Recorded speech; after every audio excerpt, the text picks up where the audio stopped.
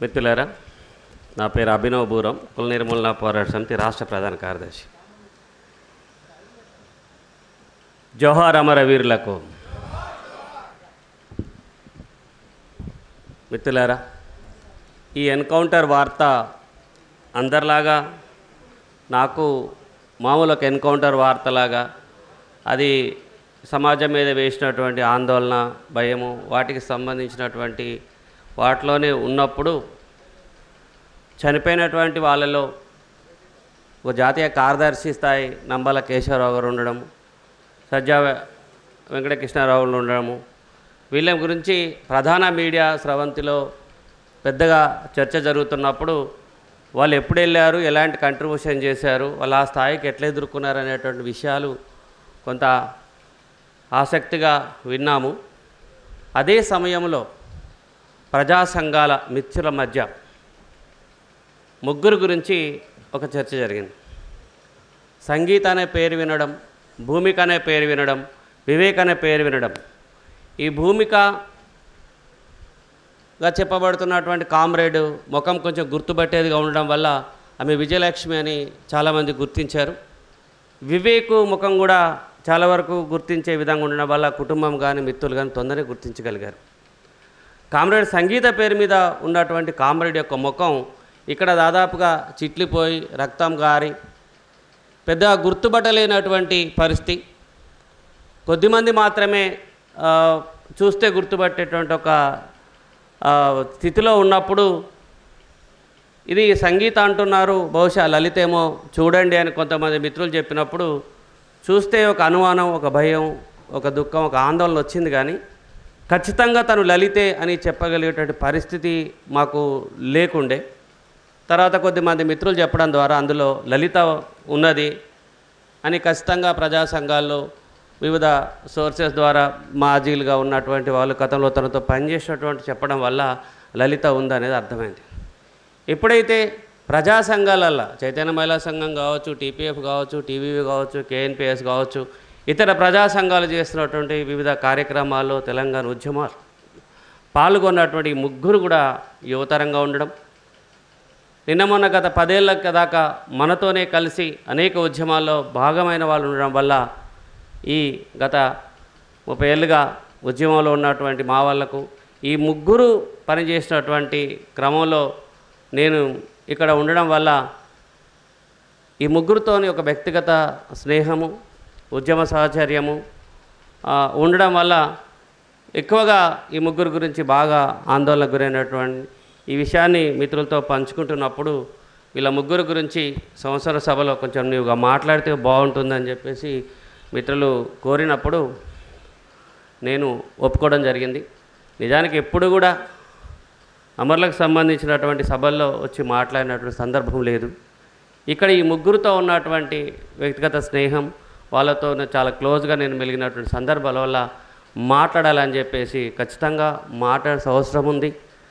వాళ్ళకి ఈ వేదిక నుంచి అందరి ముందు జోహార్లు చెప్పాలని చెప్పేసి నేను అనిపించి వచ్చాను. జోహార్ కామ్రేడ్ విజయలక్ష్మి, జోహార్ కామ్రేడ్ రాకేష్, జోహార్ కామ్రేడ్ లలిత. ఇవి మేమెంతో ప్రేమగా పిలుచుకున్నటువంటి పేర్లు. ఒక దాదాపు 5 సంవత్సరాల నుంచి 10 ఏళ్ల కాలం వాళ్ళతో కలిసి పనిచేసి మాట్లాడుకొని సరైనటువంటి సందర్భాలు ఉన్న పేర్లు ఇవి. విప్లవోద్యమంకి వెళ్ళినటువంటి తర్వాత వాళ్ళు వేరే పేర్లు పెట్టుకున్నారు, అక్కడ వివిధ కార్యాచరణలో భాగమయ్యారు. అది ఇప్పుడు ఇందాక కామ్రేడ్ రవి చెప్పారు. ఇక్కడ ముఖ్యంగా నేను వీళ్ళ గురించి చాలా మిత్రులు సోషల్ మీడియాలో రాశారు, పేపర్లో రాశారు, వాళ్ళు కథలు వ్యాసాలుగా రాసినట్టు రచనలు కూడా చదువుకున్నారు. ఈ ముగ్గురు కూడా ఈ తెలంగాణ సమాజం, లలిత కర్నూలు జిల్లాకు సంబంధించింది అయినప్పటికీ తన కార్యాచరణ అంతా తెలంగాణలోనే జరిగింది, హైదరాబాద్లో జరిగింది. హైదరాబాద్లో కుల నిర్మూలన పోరాట సమితి జంట నగరాల కమిటీలో కార్యకర్తగా ఉన్నది. ఇక్కడ జరిగిన అన్ని ప్రజా పోరాటాల్లో భాగమైంది కనుక ఆమె తెలంగాణ ఉద్యమకారురాలుగానే మాకు ఎక్కువగా మాతో ఉంది కనుక కర్నూలులో ఏముందో పెద్ద విషయాలు కూడా మాకు తెలియదు. అయితే ఈ ముగ్గురిని కూడా దగ్గరగా నేను గమనించిన తర్వాత చాలా ఆందోళనకరమైన విషయం, బాధాకరమైన విషయం ఏమిటంటే ఈ ముగ్గురు కూడా 3 ప్రత్యేకమైనటువంటి అస్తిత్వాలకు ప్రతినిధులుగా ఉన్నారు. విజయలక్ష్మి ఏదైతే ఉందో కల్లుగీత కార్మికులకు సంబంధించినటువంటి గౌడ కులాల నుంచి వచ్చినటువంటి అమ్మాయి, ఎక్కువ మంది ఆడపిల్లలు ఉన్నటువంటి కుటుంబం నుంచి వచ్చినటువంటి అమ్మాయి, తల్లిని కోల్పోయినటువంటి ఒంటరితనంలో తండ్రిని చాలా ప్రాణంగా ప్రేమించి కుటుంబం అన్న అక్కజెల్లెలైన అమ్మాయిన చాలా ప్రేమగా ఉండేటువంటి అమ్మాయి. ఈ సమాజంలో ఒక వెనుకబడిన కులానికి చెందినటువంటి మహిళలు ఏ రకమైనటువంటి వివక్షలను ఎదుర్కొంటారో, ఎలాంటి వేధింపులు ఎదుర్కొంటారో వాటన్నిటినీ చాలా దగ్గరగా ఉండి చూసినటువంటి అమ్మాయి. తను చదువుకుంటున్న దశలోనే ఇక్కడ తెలంగాణ ఉద్యమం రావడం, ఆ తెలంగాణ ఉద్యమంలో విద్యార్థి దశలో తను పాల్గొనడం, ఇక్కడ తెలంగాణలో జరుగుతున్నటువంటి వనరుల దోపిడీకి వ్యతిరేకంగా జరుగుతున్న పోరాటంలో తను భాగం కావడం, ముఖ్యంగా కరెక్ట్గా యూనివర్సిటీకి వచ్చినటువంటి టైంకి కానీ ఇక్కడ రాజశేఖర రెడ్డి పాలనలో జరిగినటువంటి దుర్మార్గమైనటువంటి అణిచివేత, దోపిడీ, తెలంగాణ ప్రజలు తన స్వయం పాలన కోసం జరుగుతున్నటువంటి పోరాటంలో విద్యార్థుల మీద జరిగినటువంటి అణిచివేత, కేసులు, బలిదానాలు ఇవన్నిటినీ చాలా దగ్గరగా ఉండి చూసినటువంటి విజయలక్ష్మి తన కుటుంబానికి తన చదువు కానీ ఆ చదువు ద్వారా వచ్చే ఉపాధి కానీ నిజానికి చాలా అవసరమైనటువంటి పరిస్థితి. అలాంటి కుటుంబం నుంచి వచ్చినటువంటి అమ్మాయి ఒక ఉన్నతమైనటువంటి ఉద్యోగంలోకి, మంచి భద్రత కలిగినటువంటి ఉద్యోగంలోకి కానీ చాలా మంచి మెరుగైన జీతం వచ్చే ఉద్యోగం కనుక వెళ్ళినట్టయితే ఆ కుటుంబానికి చాలా బాస్ట్గా ఉండేది. తను ఏ అభ్యుదయవాదంలోంచి ఏ ప్రజల పోరాటంలోకి వచ్చి ఇక్కడ ప్రగతిశీల భావాలు అభ్యుదయాలను నేర్చుకుందో ఇక్కడికి వచ్చిన తర్వాత వీటిని ప్రకటించుకోవడం, ఆచరించడము, అనుసరించడము, కొనసాగించడము అనేది సాధ్యం కాదనేది కూడా తన జీవిత అనుభవంలో తెలుసుకున్నది. అప్పుడే జరిగినటువంటి తర్వాత విద్యార్థి ఉద్యమాలు ఏ లక్ష్యంతో మనం తెలంగాణ రాష్ట్ర సాధన కోసం చేసినామో ఆ తెలంగాణ రాష్ట్ర సాధన అనేది భౌగోళికంగా జరిగిన తర్వాత ఇక్కడ ఉన్నటువంటి ఆ అధికారంలోకి వచ్చినటువంటి ఉద్యమ పార్టీగా చెప్పుకున్నటువంటి వాళ్ళ పాలన, వాళ్ళు అనుసరించిన విధానాలు మిగతా పాలకులకి వీళ్ళకి ఎక్కడ కూడా ఏమీ తేడా లేదనిపించినప్పుడు తను ఇక్కడ వ్యవస్థ మారితే తప్ప జరగదు, ఇక్కడ పాలకులు ఇక్కడ హక్కులను కానీ చట్టాలను కానీ అమలు చేయకుండా మళ్ళీ ఇదే మన ధర్మశాస్త్రం, ఇదే మనవాద భావజాలం ఉన్నది, ఇది ఇక్కడ ఉన్నటువంటి పోరాటాలను ఒక్కదాన్ని ఉద్యోగం చేసుకుని ఆ కుటుంబాన్ని పోషించుకుంటే సరిపోదు, ఇలాంటి కుటుంబాలు ఇంకా చాలా ఉన్నాయని చెప్పేసి తను భావించిందేమో. అందుకనే ఆ విప్లవోద్యమంలోకి ఒక ప్రత్యామ్నాయ మార్గాన్ని ఎత్తుకొని వెళ్ళినట్టున్నది. ఎందుకంటే తనకంటే ముందు వెళ్ళినటువంటి వాళ్ళని చూసింది. తెలంగాణ ఉద్యమంలో నిజానికి ఎక్కువ శాతం బాగా దగ్గరుండి చూసి చదివి విపరీతమైన చర్చలు చేసినటువంటి పెద్ద పెద్ద మేధావులు ఎప్పటి నుంచో దశాబ్దాల తరబడి మాట్లాడుతున్నటువంటి వాళ్ళు కాకుండా యూనివర్సిటీలో కొత్తగా నాయకులుగా ఉన్నటువంటి వాళ్ళు, కొత్తగా చదువుకుంటున్నటువంటి వాళ్ళు కూడా చర్చల్లో పాల్గొని తెలంగాణ ఎందుకు కావాలా, తెలంగాణలో జరుగుతున్న దోపిడీ ఏమిటి, తెలంగాణ యువతరం ఎందుకు కోరుకుంటున్నది, తెలంగాణ అనేది కేవలం ప్రజలకు సంబంధించినటువంటి కాదు, యువతల బాధ్యత అని చెప్పేసి చాలా విషయాన్ని ఎజెండాగా చేసి తెలంగాణ ఉద్యమాన్ని ఒక మలుపు తిప్పి అవకాశవాద రాజకీయ పార్టీలు మరి పక్కదారి పట్టిస్తున్నప్పుడు, వాళ్ళు కాడెత్తేస్తున్నప్పుడు కూడా వెన్ను తట్టి వాళ్ళని నిలబెట్టి ఉద్యమంకి వెళ్ళినటువంటి దశలో చాలా చైతన్యవంతమైనటువంటి యువతలో తను కూడా ఒక్కటి. అలాంటి దశలో ఉన్నటువంటి విజయలక్ష్మి ఇక్కడున్న మనువాద ప్రతిస్వామ్యాన్ని, ఇక్కడున్న దోపిడీ సమాజాన్ని చూసి తనకు ఒక ప్రత్యేకమైనటువంటి మార్గాన్ని ఎన్నుకొని అక్కడికి వెళ్ళినందుకు నాకు తెలిసిన విజయలక్ష్మి ఇలాంటి ఒక ప్రత్యేకమైనటువంటి ఉద్యమంలోకి వెళ్ళి ఈరోజు దాదాపు ఒక 14లో వెళ్ళిన దాదాపు ఒక 10-11 సంవత్సరాల తర్వాత ఇలా రావడం అనేటటువంటిది ఆమెను చూడలేకపోవడం, ఆమె మన మధ్య లేకుండా పోవడం అనే బాధాకరమే. కానీ ఆమె తీసుకున్న నిర్ణయాన్ని నిజానికి కూడా అందరూ అభినందించాల్సిన అవసరం ఉంటుంది. ఆ కుటుంబానికి కూడా మనము ఇక నుంచి బంధుమిత్రులుగా వాళ్ళకి మనము మద్దతుగా కూడా ఉండాల్సిన అవసరం ఉన్నది. కనుక విజయలక్ష్మితో ఈ మాత్రం పరిచయం ఉన్నందుకు ఒక ప్రత్యేకమైనటువంటి సందర్భం విజయలక్ష్మితో ఏంటంటే, ఎప్పుడైతే ఉత్తర తెలంగాణ వనరుల పరిరక్షణ కోసం బస్సు యాత్ర చేసినప్పుడు, వరంగల్ నుంచి నేను బస్సు యాత్రలో భాగమయ్యాను, తనతో కలిసి చేసినప్పుడు ఒకరోజు అందరం ఏదో ఒక పాట ఖచ్చితంగా పాడాల్సిందే బస్సులో ఉన్నటువంటి వాళ్ళమని చెప్పనుకొని బస్సులో పాట పాడుతున్నప్పుడు నేను మన్నం ప్రసాద్ మీద రాసినటువంటి పాటను పాడడం జరిగింది. ఆ పాటను విజయలక్ష్మి ఎన్నిసార్లు నాతో పాడించుకుందో, ఎన్నిసార్లు తను రికార్డ్ చేసుకుందో. అట్లా ఒక పాటను చాలా అభిమానించినటువంటి వ్యక్తి, అమరులకు పోరాటం చేసినటువంటి వాళ్ళ అమరుల యొక్క త్యాగాలను గుర్తుపెట్టుకున్నటువంటి వ్యక్తి ఈరోజు ఈ విధంగా వెళ్ళి తనే అమరురాలై మన ముందుకు రావటం అనేటటువంటిది చాలా బాధాకరం. ఆమె మనతో పంచుకున్నటువంటి విషయాలు, మనం ఇది వేసినటువంటి స్ఫూర్తిని కొనసాగించడం ద్వారానే ఆమెకు మనం నిజమైన నివాళులు ఇవ్వచిన వాళ్ళం అవుతామని చెప్పి నేను అనుకుంటాను. రెండోది బూర రాకేష్, వరంగల్కి సంబంధించినటువంటి వాడు. వరంగల్ భూస్వామ్యానికి, అంటరాంతనానికి, పీడనకి, కుల వివక్షకి చాలా పేరుగాంచినటువంటి భూస్వామ్యము, దొరతత్వం ఎట్లుంటే అక్కడ ఉంటుంది. బూర రాకేష్ ఆయన స్కూలు విద్యార్థి. తెలంగాణ ఉద్యమం చాలా ఉవ్వెత్తున జరుగుతున్నప్పుడు స్కూల్ విద్యార్థి. అలాంటి విద్యార్థి తెలంగాణ ప్రజా ఫ్రంట్లో వాళ్ళ అన్న కార్యకర్తగా ఉన్నాడు. తను విద్యార్థిగా తెలంగాణ విద్యార్థి వేదికలు కానీ, టీపీఎఫ్ తీసుకున్న కార్యక్రమాలు కానీ, మిగతా ప్రజా సంఘాల వరంగల్ తీసుకున్నట్టు అన్ని కార్యక్రమాల్లో కూడా రాకేష్ పాల్గొన్నటువంటి వాడు. అయితే 2015లో ఆ కార్యక్రమంలో భాగంగా కుటుంబం తనకు పరిచయం ఉంది. కానీ 2015లో మాత్రం ఆ ఇంటి మీద ఆ ఊరిలో ఉన్నటువంటి భూస్వాములు మూకుమ్మడిగా దాడి చేసి వాళ్ళ నాన్నను, వాళ్ళ అమ్మను, వాళ్ళ నానమ్మను, వాళ్ళ అమ్మమ్మను, వాళ్ళిద్దరు అన్నదమ్ముల్ని దారుణంగా కొట్టారు. కర్రలతో దాడి చేసి చాలా అత్యంత హీనంగా కొట్టారు. ఎందుకు కొట్టారు వీళ్ళనంటే, తెలంగాణ రాష్ట్రం వచ్చిన తర్వాత తెలంగాణలో భాగంగా మనం బతుకమ్మలు ఆడవచ్చు, మన రోడ్ల మీదకి వెళ్ళొచ్చు, మన చైతన్యంగా మాట్లాడవచ్చు, ఎవరినైనా మనం ప్రశ్నించేటువంటి చైతన్యాన్ని తెలంగాణ సమాజం ఏదైతే ఇచ్చిందో అదే చైతన్యంతో రోడ్ల మీదకి వచ్చినటువంటి దళిత వర్గాల మీద మొట్టమొదటి సంవత్సరంలోనూ విపరీతమైన దాడుల పరంపర జరిగింది. బతుకమ్మలు ఆడిన వాళ్ళ మీద దాడులు జరిగినాయి, దేవాలయాలకు వెళ్ళినటువంటి దాడులు జరిగినాయి, ప్రశ్నించిన వాళ్ళ మీద దాడులు జరిగినాయి, సర్పంచులుగా పోటీలు చేసినటువంటి వాళ్ళ మీద దాడులు జరిగినాయి. అత్యంత అవమానకరమైనటువంటి దాడులు ఒక క్రూరమైన విధంగా జరిగినాయి. ఇక్కడ రాకేష్ వాళ్ళ కుటుంబం మీద కూడా జరిగింది. ఎందుకంటే ఇద్దరు దొరలు పోటీ చేశారు.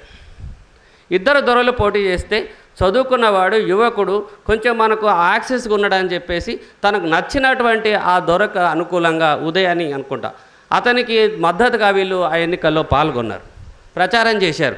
ఇక్కడ ఉన్నటువంటి వాడిని నేను, ఇక్కడ ఆధిపత్యం నాది, నువ్వు వానికి మద్దతు చేస్తూ ఉంటారా, వానికి మీరు ఓట్లు వేస్తారా, ఎవరు ఓట్లు ఎవరికి వేయాలి మీరు నిర్ణయిస్తారా అని చెప్పేసి వీళ్ళ మీదకి ఊర్లో ఉన్నటువంటి గుంపును మొత్తం తీసుకొని వచ్చి ఆ కుటుంబం మీద దాడి చేసి మహిళలు, వృద్ధురాలని కూడా చూడకుండా చాలా దారుణంగా కొట్టి పడేసిపోయినారు.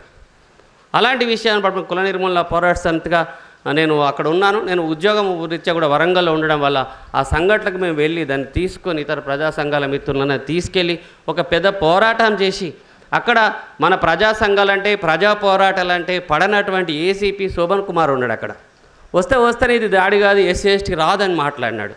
అతనితో మాట్లాడి చర్చించి ఎందుకు వస్తుందో అని మాట్లాడితే, మీ నిజ నిర్ధారణ రిపోర్ట్ మీరు చెప్పండి, నేను తర్వాత చేసుకుంటా అంటే మేము వెళ్ళి నిజ నిర్ధారణ రిపోర్ట్ తీసుకెళ్ళి ఆయన దగ్గర కూర్చున్న తర్వాత అప్పుడు ఎస్సీ ఎస్టీ అత్యాచార నిరోధక చట్టం కింద కేసు నమోదు చేసి ఆ రెడ్డిని జైలుకు పంపలేదు, కానీ అతనితో పాల్గొన్న మిగతా వాళ్ళందరినీ కూడా ఇమ్మీడియట్గా అరెస్ట్ చేసి రిమాండ్ పంపించాడు. ఆ తర్వాత రెడ్డి కేసు తిరుగుతూ ఉన్నాడు. కాలక్రమంలో ఆయన చనిపోయినాడు. ఇంకా దుర్మార్గం ఏం జరిగిందంటే, ఈ కేసు జరిగిన తర్వాత ఎన్నికలు అయిపోయిన తర్వాత ఎన్నికలు ఎవరైతే దాడి చేసినాడో వాడే గెలిచాడు. గెలిచిన తర్వాత అతనికి వ్యతిరేకంగా పోటీ చేసినటువంటి వాడు, రాకేష్ కుటుంబం మద్దతు ఇచ్చినటువంటి వాడు, ఇద్దరు దొంగలు ఒక్కటైపోయారు. ఈ ఇద్దరు దొంగలు ఒక్కటైపోయి ఊర్లో దళితుల ఆధిపత్యం ఏంది, వాడు మనల్ని చెప్పినట్టు బడి ఉండాలి కానీ వాడు మనల్ని ప్రశ్నించే అని చెప్పి ఇద్దరు కలిసి దాడుల పరంపర కొనసాగించారు. ఈ కుటుంబానికి ఉన్నటువంటి నేపథ్యం కూడా ఒక కారణం. రాకేష్ వాళ్ళ మేనమామ దార సమ్మయ్య అనుకుంటా, ఆయన విప్లవోద్యమంలో పనిచేసి వచ్చాడు. అదే ఆయన దాడి కంటే ఒక 2 సంవత్సరాల ముందో సంవత్సరం ముందో అక్కడ ఒక సంఘటన జరిగింది.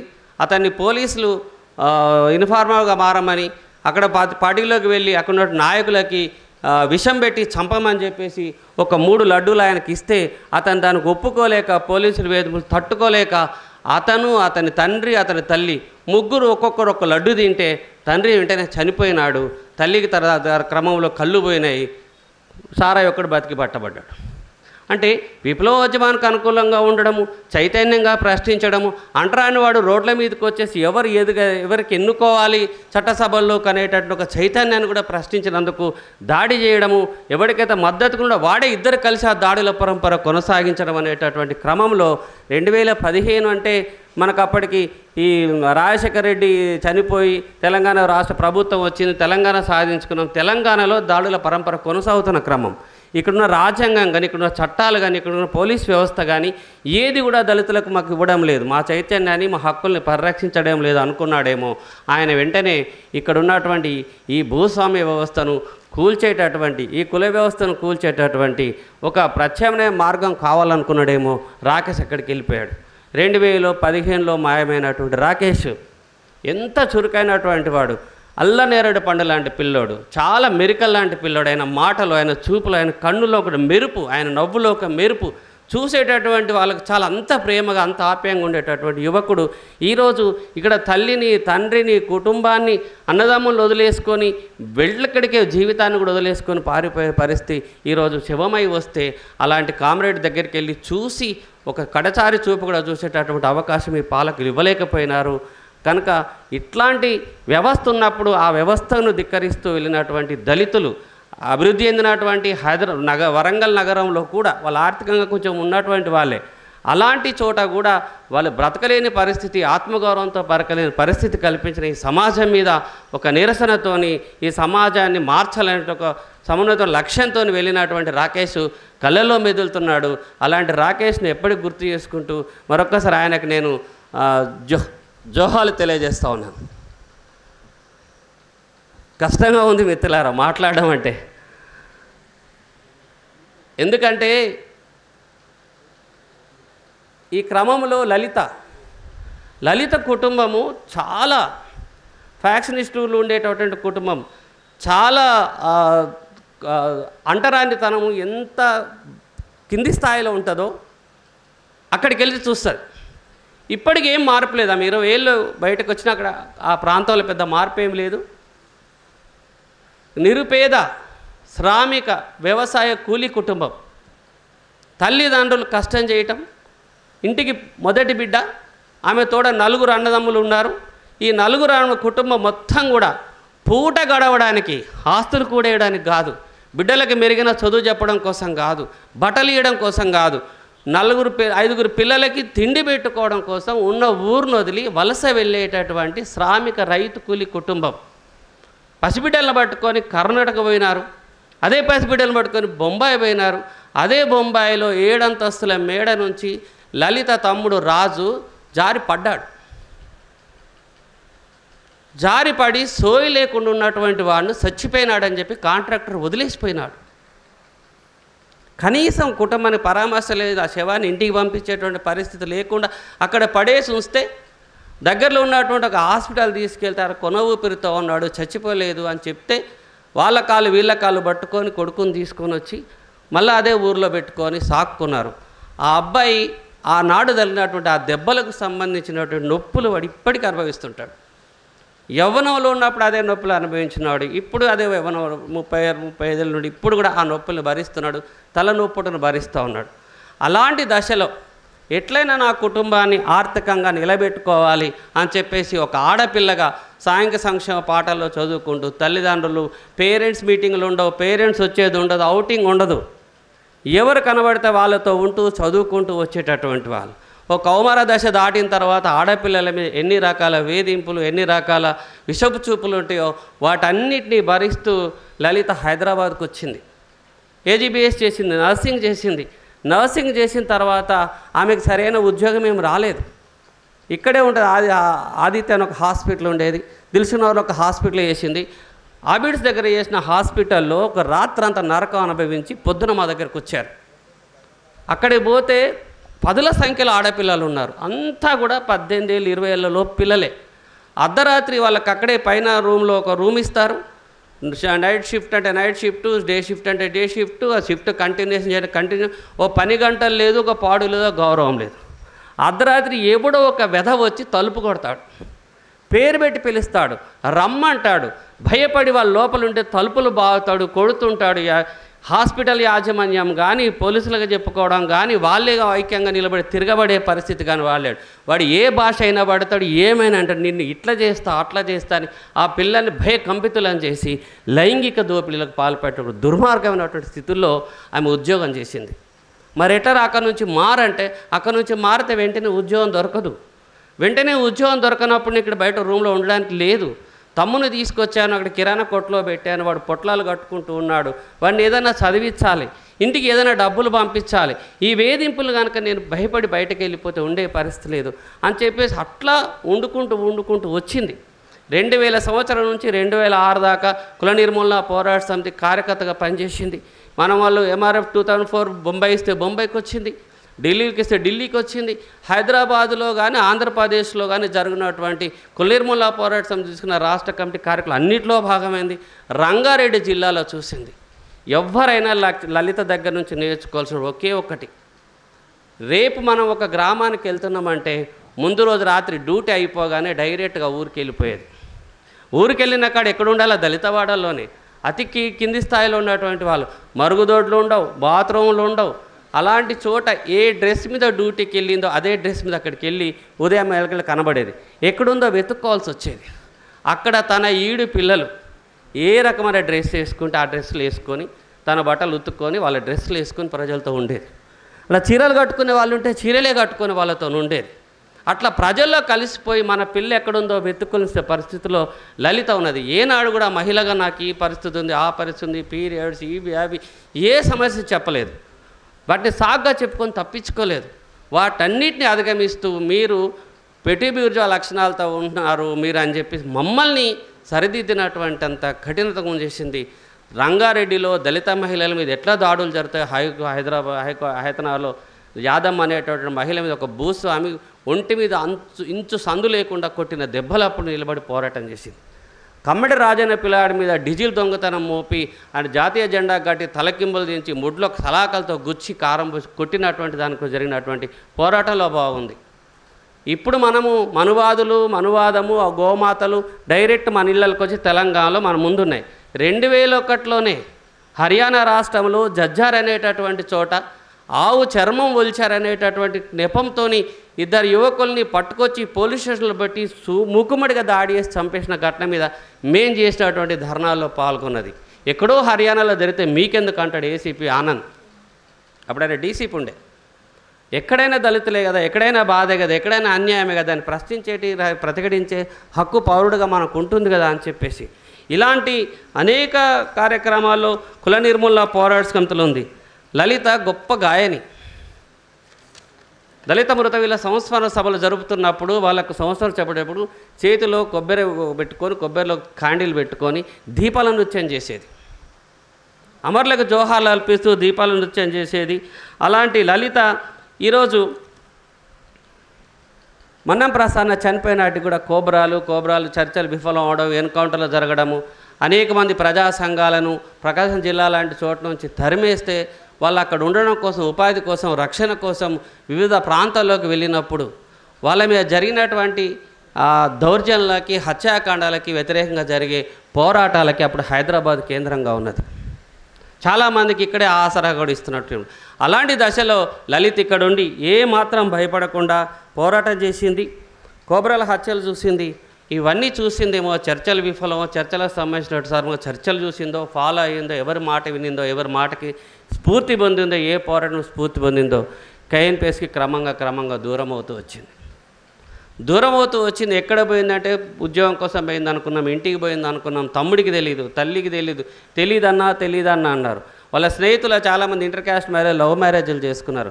అట్లాంటి ఏమైనా చేసుకుందంటే ఏనాడు అలాంటి ఆలోచనతో ఉన్నటువంటి అమ్మాయి కాదు. అలాంటి అమ్మాయి కనబడకుండా పోయింది అనుకున్న తర్వాత చర్చల తర్వాత అప్పుడున్నటువంటి మావోయిస్ట్ పార్టీ రాష్ట్ర కార్యదర్శి మాధవ్ ఎన్కౌంటర్ జరిగినప్పుడు రజిత చనిపోయింది, సంగీత చనిపోయింది. ఖచ్చితంగా ఈమె సంగీత రూమ్మేట్గా ఉంది. సంగీత పోయింది, రజిత పోయింది, అక్కడ శవం దొరికింది కనుక ఖచ్చితంగా లలిత ఉంటుంది అనేటటువంటి ఒక అనుమానాన్ని చాలామంది మిత్రులు మాకు చెప్పారు. విజయవాడ దాకా వెళ్ళాం. అక్కడ వెళ్ళి చూస్తే ఏముంది, ఇప్పుడైనా ఫోటోలు శవాలు పెట్టాడు. శవాలన్నీ ఉబ్బిపోయి, చర్మం ఊడిపోయి, లుకలుక పురుగులు బారుతూ దుర్గంధాల మధ్య తీసుకొచ్చాడు, పడేసినాడు. వాడు శవాలని ఎంత అవమానిస్తారో, శవాల మీద వాళ్ళు చేసినటువంటి వాళ్ళని అంత అవమానిస్తున్నట్టే వాళ్ళు ఎంత భయపెట్టి ఉంటారో. వీళ్ళవే బతుకున్నప్పుడు వాళ్ళ ఆచరణతో, వాళ్ళ పోరాటాలతో ఎంత భయపెట్టి ఉంటాడో, చనిపోయిన తర్వాత శవాల మీద కూడా అంత కక్ష తీర్చుకున్నప్పుడు అక్కడికి వెళ్ళి చూసి లలిత లేదనుకున్నాం. ఒక అమ్మాయి మీద చాలా బలంగా ఉండే ఆ ఫోటో చూస్తుంటే ఎక్కడో చూసి కాదనుకుని వచ్చాం. ఆ రోజు కూడా ఈ రోజు లాగానే ఎవరి బిడ్డో, ఎవరి శరీరమో ఎక్కడి నుంచి వచ్చిందో తెలియకుండా అనాథలుగా మిగిలిపోయినటువంటి విప్లవకారులు అప్పుడు ఉన్నారు, ఇప్పుడు ఉన్నారు. ఈరోజు మనకు తెలుగు రాష్ట్రాల నుంచి పోయినటువంటి 5గురితో ఒకటి ఇంకా 3గురిని కూడా కాలబెట్టినామని చెప్తున్నారు. ఇలా చేసినటువంటి స్థితి. ఇప్పుడు 20 ఏళ్ళ తర్వాత లలిత వస్తుంది. లలిత అందరికీ చెల్లెలు, అందరి చెల్లెలు ఎంత ఆప్యాయంగా, ఇది మా ఊరు బిడ్డ, మా పిల్ల, మీ సంఘం కాదు, మీ బిడ్డ కాదని చెప్పేసి ఒకళ్ళు అల్లి చెల్లె అని, ఒకళ్ళు అక్క అని, ఒకళ్ళ బిడ్డ అని అట్లా ఓన్ చేసుకున్నట్టు లలిత కోసం చాలా గ్రామాలు, లలితక్క చనిపోయిందంట కదా చూద్దామన్న, మాకు చెప్పండి అని చెప్తే వాళ్ళందరికీ చెప్పాము సమాచారం ఇస్తామని. వాళ్ళ కుటుంబానికి 23 రాత్రి తెలిసింది మాకు. ఆ కుటుంబానికి చెప్పిన తర్వాత వాళ్ళు వెళ్ళారు, తిరిగి వచ్చారు. రాలేదు లలిత. ఎవరిని చూపించాలా? లలిత వాళ్ళ అమ్మ దగ్గరికి బంధువులు వస్తున్నారు 20 ఏళ్ళ తర్వాత. ఏమైంది తనకు తెలియదు. ఏం చెప్తుంది? ఎట్లా జరిగింది తనకు తెలియదు. ఎట్లా చెప్తుంది? ఎటు పోయింది తెలియదు. ఎటు పోయిందో తల్లికి చెప్పలేదు, అన్నదమ్ములకు చెప్పలేదు, సంఘాల వాళ్ళకి చెప్పలేదు, ఏ దగ్గర మిత్రులకు కూడా చెప్పకుండా తాను ఎంచుకున్న మార్గంలోకి వెళ్ళిపోయింది. ఎలా జరిగిందో తెలియదు, ఎట్లా జరిగిందో తెలియదు. బిడ్డ ఈరోజు చనిపోయిన నాటికి ఎట్లుందో కూడా తెలియదు. ఈ 20 ఏళ్లలో బిడ్డ యొక్క రూపురేఖలు ఎట్లుందో తెలియదు. అలాంటి స్థితిలో ఆ తల్లి సొమ్మసిల్లి పడిపోతూ ఉంది. మేము వస్తామంటే రావద్దన్న, ఏదైనా ఒకరోజు సభ పెడితే అందరూ ఒకరోజు రండి, రోజొక్కరు వస్తే అమ్మను ఇది చేస్తుంటే అసలు అమ్మ బ్రతుకుతుందా లేదనే స్థితిలో ఉంది. ఊహంటే పడిపోతుంది, ఊహంటే ఏడ్చే ఓపిక శక్తి కూడా లేదు. మొత్తం వాళ్ళ వంశంలో అన్ని కుటుంబాలు కలిసి ఒకే ఒక ఆడపిల్ల, చదువుకున్న ఆడపిల్ల, మొదటి తరం పిల్ల, తర్వాత పిల్లలు ఎవరు చదువుకోలేదు, అందరు ఇప్పుడు కూలీలుగానే ఉన్నారు. చదువుకున్న మొదటి తరం అమ్మాయి తను ఇక్కడ ఉందండి చూసి ఇవన్నిటికీ పరిష్కారం రాజ్యాంగంలో లేదనుకుందో, ఇక్కడ వ్యవస్థ చేయదనుకుందో, ఇక్కడ పాలకులతో కాదనుకుందో, ఏ మాట నచ్చిందో, ఏ పిలుపు నచ్చిందో అందుకొని వెళ్ళిపోయింది. ఈరోజు వెళ్ళిపోయినటువంటి వాళ్ళు నిజంగానే ఈరోజు ఉండుంటే నాకు బాగా నమ్మకం, అది రాకేష్ కానీ, విజయలక్ష్మి కానీ, లలిత కానీ ఈరోజు ఖచ్చితంగా ఉంటే వాళ్ళ ఆదర్శవంతంగా ఖచ్చితంగా కులాంతర వివాహాలు చేసుకునేటటువంటి వాళ్ళు. ఆ కులాంతర వివాహాల కుల నిర్మూలన పోరాట సమితి కార్యదర్శి కానీ వాళ్ళతో సన్నిహిత కానీ ఖచ్చితంగా వాళ్ళ పెళ్ళి నేను చేసేవాడినేమో. ఈ సమాజానికి ఆదర్శవంతంగా ఉన్నటువంటి వాళ్ళు ఈరోజు ఇంత అన్యాయంగా వాళ్ళు ఆదర్శంగానే పోయినారు. ఆస్తులు కూడా కొట్టుకొని పోలే, వాళ్ళు ఉన్నారు పోలే, సంపాదించుకొని పోలే, అలాంటి వాళ్ళు చంపేసి కనీసం కూడా మనం చూడకుండా పోయినారు. ఎందుకు పోయినారు? ఇక్కడ రాజ్యాంగం ఉంది గొప్పగా అంటారు, అది అమలు కావటం లేదు. ఇక్కడ చాలా హక్కులు ఉన్నాయి, అమలు కావటం లేదు. మహిళల మీద లైంగిక వేధింపుల సంబంధించిన చట్టాలు కావట్లేదు. దళిత మీద అత్యాచారం నిరోధించడానికి చట్టాలు ఉన్నాయి, అమలు కావటం లేదు. అమలు చేయాల్సినటువంటి వాడే అణచివేత చేస్తున్నాడు. చట్టాలని రూపొందించాల్సినటువంటి వాళ్ళే వాటి రద్దు చేస్తూ తీసుకొస్తున్నాడు. భారత రాజ్యాంగాన్ని రద్దు చేస్తామని చెప్పేసి నిర్లజ్జగా ఈ దేశంలో ఉన్నటువంటి ఎంపీలు, కేంద్ర మంత్రులు, రాష్ట్ర మంత్రులు, పార్టీలకు సంబంధించినటువంటి అధ్యక్ష స్థానాల్లో ఉన్నటువంటి వాళ్ళు రాజ్యాంగ వ్యతిరేకమైనటువంటి వ్యాఖ్యలు చేస్తూ ఉన్నారు. వీళ్ళు రాజ్యాంగ వ్యతిరేక శక్తులని, వీళ్ళు చేస్తుంది రాజ్యాంగ వ్యతిరేకమని, ఈ దేశంలో ఉన్నటువంటి అంటరాని కులాలకు ప్రజలని అవమానిస్తున్నారని, వీళ్ళందరూ నేరస్తులు, శిక్షార్హులు అనే విధంగా మాట్లాడేటటువంటి ఎవడు లేడు. తుపాకుల గురించి మాట్లాడుతున్న, ఆయుధాల గురించి మాట్లాడుతున్నా. నేను మాట్లాడుతూ ఇప్పుడు ఆయుధాల గురించి. అయ్యా, కారంచేడులో దుడ్డు వందనం తలని తొలి చేసినటువంటి గడ్డపార ఆ ఊరు భూస్వామిది, కమ్మ భూస్వామిది. అలాంటి గడ్డపారలు ఇప్పటికీ దళితవాడల్లోకి వస్తున్నాయి. అక్కడ ఉన్నటువంటి చుండూరులో తలలు తెగ్గోసి ముక్కలు ముక్కలుగా నరికి గోతాం సంచుల్లో కట్టి తుంగభద్ర నదిలో తొక్కినటువంటి గొడ్డళ్ళు, ఈటెలు ఇప్పటికీ తెలంగాణ రాష్ట్ర వ్యాప్తంగా వస్తున్నాయి, ఆంధ్రప్రదేశ్ రాష్ట్ర వ్యాప్తంగా వస్తున్నాయి. శ్రీరామనవమి రోజు, వినాయక చవితి రోజు, హనుమాన జయంతి రోజు పెద్ద పెద్ద మారణాయుధాలు, తలువార్లు, కత్తులు, త్రిశూలాలు పట్టుకొని ఊరేగిస్తున్నారు. ఆ త్రిశూలాలన్నీ శోభయాత్ర అయిపోగానే దళితుల వాడల మీద నరుకుతున్నాయి. ఎవరైతే అంబేద్కర్ చెప్పినట్టుగా ఇక్కడ కుల నిర్మూలన జరగాలి, అంటరానితనం నేరం, అంటరానితనాన్ని పాటించినటువంటి వాళ్ళను శిక్షిస్తాం, కులాంతర ప్రేమ వివాహాలు కుల నిర్మూలనకు దోహదం చేస్తాయని చెప్తే మహనీయులు చెప్పినటువంటి వాళ్ళు, మేము చెప్పినటువంటి మాటలు విన్నటువంటి ఆదర్శవంతమైన యువత కులాంతర ప్రేమ వివాహాలు చేసుకుంటున్నారు. ఈ దేశంలో ఉన్నటువంటి పితృస్వామ్యం ఎంతుంటుందో, తల్లి, బంగారు తల్లి, మా అమ్మ, మా ధనలక్ష్మి, మా ప్రేమలక్ష్మి అని చెప్పుకున్నటువంటి కుటుంబము కులం తక్కువని ప్రేమించింది అనగానే పీకలు బిసుకు చంపుతున్నారు. మలమల మాడే మంటలేసి కాలుస్తున్నటువంటి చోట చూస్తున్నటువంటి యువతులు మనిషిని చూసి, గుణాన్ని చూసి, వాడి బుద్ధిని చూసి కులాంతర ప్రేమ వివాహాలు చేసుకుంటుంటే చంపుతున్నటువంటి తలవార్లు, కత్తులని ఈ సమాజంలోనే ఉన్నాయి, ఎక్కడి నుంచో రాలేదు. ఈ తలవార్ల సంస్కృతిని, కొబ్బరి బొండాల సంస్కృతిని ఈ ప్రైవేట్ సైన్యం చేస్తున్నటువంటి ఈ మారణాయుధాలని ఆపడం కోసం ఈ రాజ్యం దగ్గర ఏమన్నా చట్టం ఉందా? ఉంది కదా. ఫ్యాక్షనిస్టులు రావచ్చు, బజరంగ దళ పేరు మీద రావచ్చు, శివసేన పేరు మీద రావచ్చు, రణబీర్ సేన పేరు మీద మా ఊర్లోకి వచ్చి రావచ్చు, ఫ్యాక్షనిస్టులు మా ఊరికి వస్తారు, మా ఊరిలో భూస్వాములు అంతా మనోభావాలు దెబ్బతిట్టి వాళ్ళు కత్తులు పట్టుకొని మా మీదకి వస్తున్నారు, మా బిడ్డలు నరికి చంపుతూ ఉన్నారు, దొరికిన ఆడపిల్లల్ని అత్యాచారాలు చేస్తూ ఉన్నారు. ఈ ఆయుధ సంస్కృతిని ఎవడాపాలి? ఖచ్చితంగా ఈ సమాజాన్ని ఎంతో ఆదర్శవంతంగా తీర్చిదిద్దేటటువంటి వాళ్ళు ఈ దేశం మీద, ఈ దేశం పెట్టుకున్న చట్టాల మీద, ఈ దేశం రూపొందుకున్న రాజ్యాంగం మీద, ఈ దేశంలో ఎందరో మహనీయులు వేసినటువంటి స్ఫూర్తివంతమైనటువంటి విషయాలు చదువుకొని పెరియార్ కావచ్చు, బాబాసాహెబ్ కావచ్చు, మావో కావచ్చు, మాస్ కావచ్చు, లెనిన్ కావచ్చు, ఇంకెంతరో మంది పెరియార్ కావచ్చు, సావిత్రిబాయి ఫూలే కావచ్చు, వాళ్ళ ఊర్లో ఉన్నటువంటి ఎందరో మంది పెద్దల యొక్క బుద్ధిని నేర్చుకొని ఆదర్శవంతంగా బతికినటువంటి వాళ్ళు తలుచుకుంటే వాళ్ళ చదువుకి మంచి ఉద్యోగం వచ్చేది, భద్రత ఉండేది. భద్రమైన ఉద్యోగం కూడా వదులుకొని వాళ్ళు ప్రత్యామ్నాయం ఆలోచించారంటే మీ రాజ్యాంగాలు, మీ చట్టాలు వాళ్ళు ఆపలేకపోయినాయి. ఏ రాజ్యాంగానికి బదులు మన ధర్మశాస్త్రం అమలవుతున్నదో, ఏ రాజ్యాంగం దగ్గర మనువు కూర్చున్నాడో, ఏ శాసనాల దగ్గర మనువు కూర్చున్నాడో ఆ మనువును మీరు సంఖలో కూర్చోబెట్టుకున్నారు, పెట్టుబడిదారులు పోషిస్తూ ఉన్నారు. ఈ పెట్టుబడిదారులను చూసి మాకు భయం అవుతున్నది, మనువు చూసి మాకు భయం అవుతున్నది. ఆడపిల్లగా రక్షణ లేదు, 3 ఏళ్ల పాపకు రక్షణ లేదు, 4 ఏళ్ల పాపకు రక్షణ లేదు, 70 ఏళ్ల వృద్ధురాలకి రక్షణ లేనటువంటి స్థితి ఈరోజు భారతదేశంలో. బట్టలు పూరేగించే సంస్కృతి మన ధర్మశాస్త్రంలో ఉన్నది, తల తెగ్గొడం మన ధర్మశాస్త్రంలోనే ఉన్నది, మంతన మాదకర అంగాలు కోసారు మన ధర్మశాస్త్రంలోనే ఉన్నది. ఈ మన ధర్మశాస్త్రాన్ని ఇంత ఇదిగా చేస్తే చంపినటువంటి వాళ్ళను వదిలేసి బాధితుల చుట్టూ తుపాకులు పట్టుకొని పోలీసులు నిలబడతా ఉన్నారు. శాంతి ప్రదాత, ప్రపంచానికి శాంతి బోధించిన బుద్ధుడి విగ్రహాన్ని ఎత్తికెళ్ళి పగలగొట్టి ఇచ్చేస్తే అక్కడ రాళ్ళబోరేగాంలో నిర్మల్లో పోరాటం చేస్తుంటే కట్టే వాళ్ళని వదిలేసి బాధితుల చుట్టూ పోలీసులు మోహరిస్తే వాళ్ళు తంతుడి వీళ్ళు రక్షణగా నిలబడ్డారు. న్యాయం కావాలని చెప్పి మేము రౌండ్ టేబుల్ చలో బోరేగాని పిలిపిస్తే 300-400 మంది పోలీసులు తుపాకులు పట్టుకొని మా చుట్టూ వాళ్ళ పహారా చేస్తూ మళ్ళీ భయపెడుతున్నారు, వెళ్ళిపోతారు లేదా అని. వాళ్ళ విన్యాసాలు చూసి మేము భయపడే పరిస్థితి, కేసులు పెడతామని భయపెట్టే పరిస్థితి ఉన్నది. ఇంత దుర్మార్గమైనటువంటి వ్యవస్థ, ఏ వ్యవస్థ మీద, ఏ దేశం మీద మేము ప్రేమతో ఉన్నాము, మేము దేశభక్తులము, నిజమైన దేశభక్తులు, ఈ దేశం అభివృద్ధి కావాలని కోరుకునేటటువంటి వాళ్ళు, ఈ దేశం యొక్క నిర్మాణం కోసం పోరాటం చేస్తున్నట్టు అవసరం ప్రాణాలు త్యాగాలు చేస్తున్నటువంటి వాళ్ళం. అలా త్యాగాలు చేస్తున్నటువంటి వాళ్ళు కూడా ఇక్కడ ఉన్నటువంటి ఈ అప్రజాస్వామిక శక్తులు, దోపిడీ శక్తులు, మనువాద శక్తులను వాళ్ళ దాడుల్ని వాళ్ళు తట్టుకోలేక పారిపోయే పరిస్థితి తీసుకొస్తున్నారు. ఇలా కనుక మీరు పారిపోతే ఇప్పుడు లలిత తన స్నేహితురాలి పేరు సంగీత పెట్టుకున్నట్టు, రాకేష్ తెలంగాణ ఉద్యమకారుడి పేరు వివేక్ పెట్టుకున్నట్టు, విజయలక్ష్మి తనకు నచ్చిన భూమిక పెట్టుకున్నట్టు, ఇంకెవరైనా ఒక కామ్రేడ్ రాకేష్, కామ్రేడ్ లలిత, కామ్రేడ్ విజయలక్ష్మిలు తయారవ్వకుండా మాత్రం చూసుకోండి. అప్పుడే దేశం బాగుపడుతుంది. Thank you.